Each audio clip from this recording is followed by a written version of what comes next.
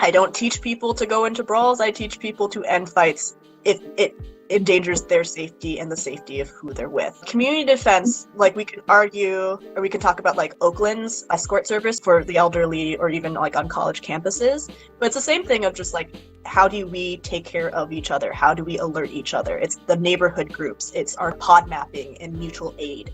All it comes down to is taking care of each other. It's the people who are doing security on the street when they're doing patrol to see if there's anything, you know, we have, like in Minneapolis, when there were fires, when the police wouldn't come into certain areas, say like Eat Street, and you couldn't rely on that. How are you supposed to get safety for, you know, protecting your business, for protecting yourself and your family and your homes? Individual, but larger, so everyone's got a role, right? So maybe it's feeding people, maybe it's holding safe space, maybe it's you're on patrol and you're looking at, you know, is there anything weird? Are there people with sticks or guns or open carry and like Confederate flags, and where are they? And so we, you know, the very least, if you don't have a gun and you don't feel protected by one, or you simply aren't there, you know the movement, like we see you, right?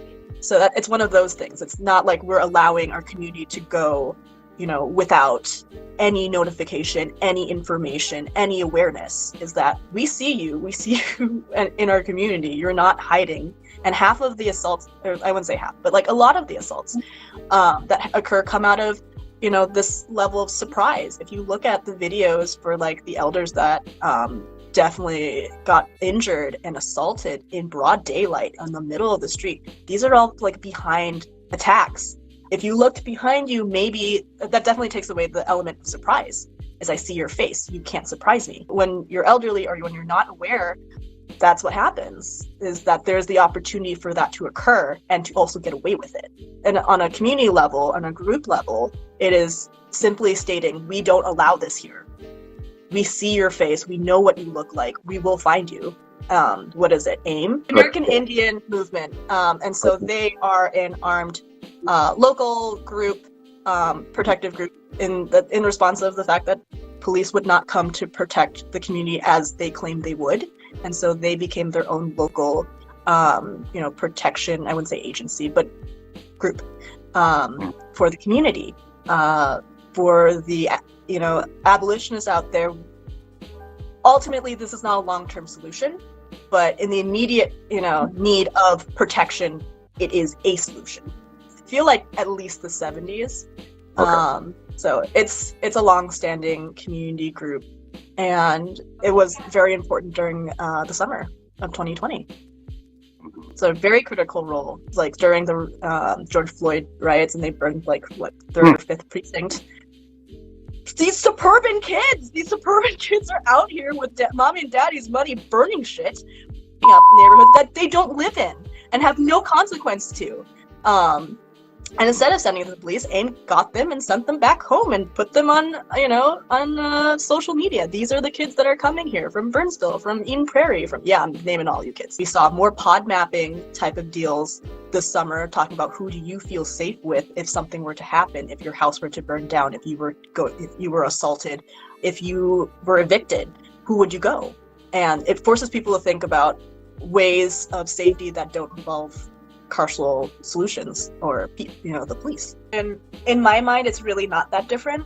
It's just the number of people involved. So your own defense, your own practice of self-defense is martial arts in general. It's knowing you take care of yourself. You put the oxygen mask on yourself. You are self-aware and you're responsible for you. Yeah, it's not just like fighting people. Like I'm not, we're not rooftop Koreans. That's not the point I'm trying to make.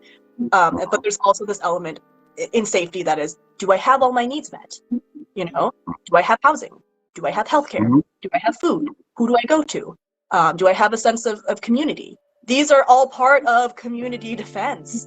This is if we don't know our neighbors, if we don't know where we get our food, if we're completely isolated, there's no community, so there is no defense, and if community does not exist.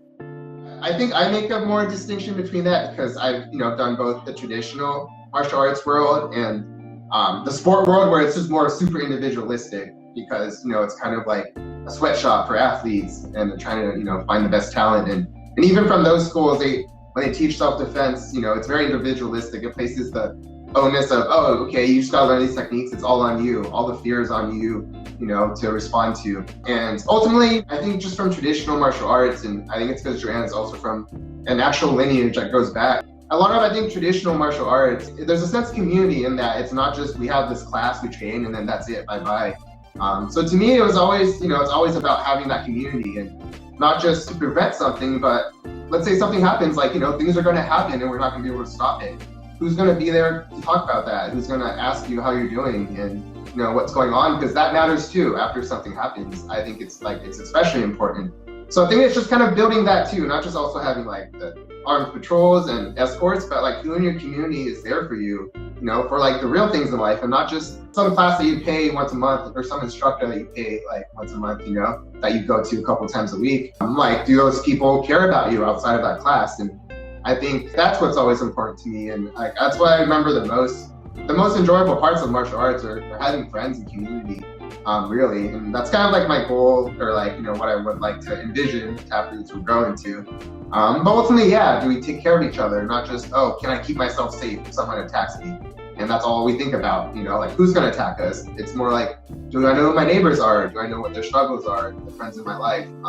Or like I mentioned earlier with my wife, and her friends, and having just talks about how we keep each other safe when we go out. That's community defense. We keep each other safe. And something I think I think about too, that kind of relates to, us as Viet folks, is just even our language. Like when someone passes away, we don't say like, I am sorry for your loss. We say Chia Boen, which means share sadness. So it's not like, I'm sorry for you, I'm sorry you lost someone. It's, we go up to someone and it's like, I share your sadness, I feel it too. So I think that's important in our community, as things like shootings in Atlanta, as our elders are getting attacked, to be there for each other and kind of like share that, because we're all feeling that. And I think it helps too. Like I think once I lost my cousin, and I started thinking more about that word, Chia Boen, sharing sadness. And I felt the power of it when, family members were telling that to me, because it felt a lot more genuine than, the things we hear like, oh, I'm sorry for you. So yeah, those are things I think about, like community, being there for each other, not just the physical stuff, but yeah, caring about our daily lives and checking in on each other.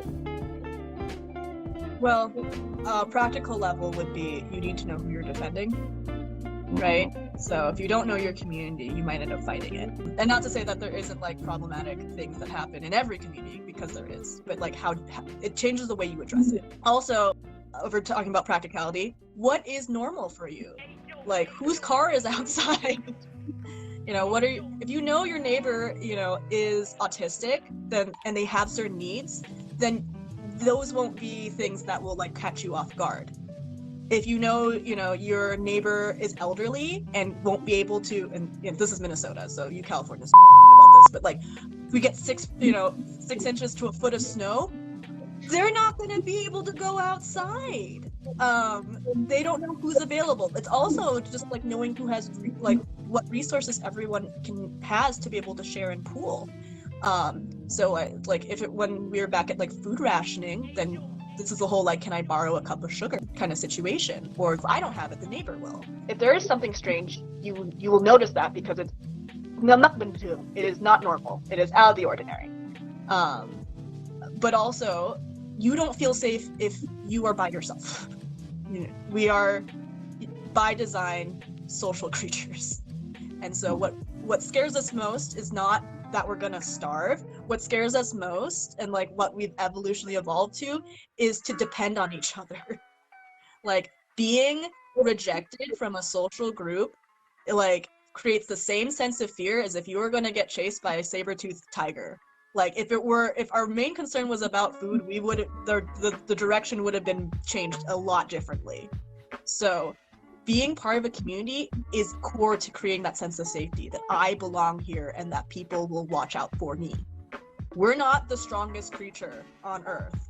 We're not the biggest creature on Earth. We're not even the fastest creature on Earth, but we are social animals.